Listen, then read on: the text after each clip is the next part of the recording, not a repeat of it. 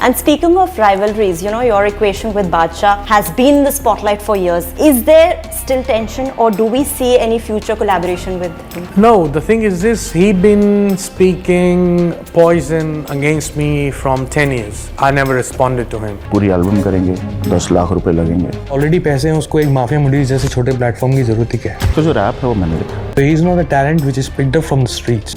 मुझे तो लगता है कि मैं था।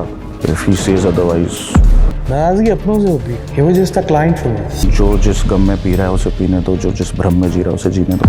के टॉप पे बैठा जिसके भी बस की वो आके पकड़ ले। मैंने डिस किया यहाँ फिर मैंने सीन चेंज किया और कुछ लोगों का कमबैक ही नहीं हो रहा। तो कर दिया।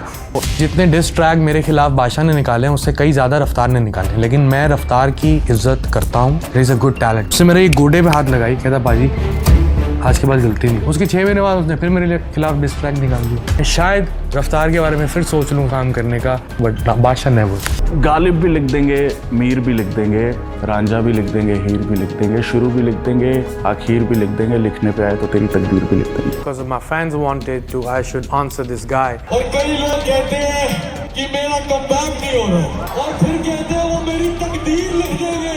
पिछले साल मेरी तकदीर ने कईयों के गुरूर हैं तोड़े, अब तुझे कमबैक करना पड़ेगा।